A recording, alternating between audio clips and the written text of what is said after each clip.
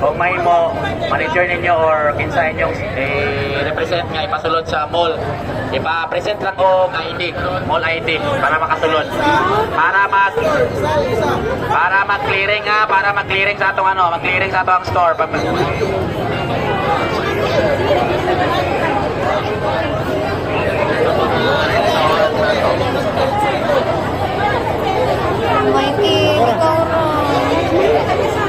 Sana mga representative pwede makasulod sa mall para mag-clearing sa inyong store.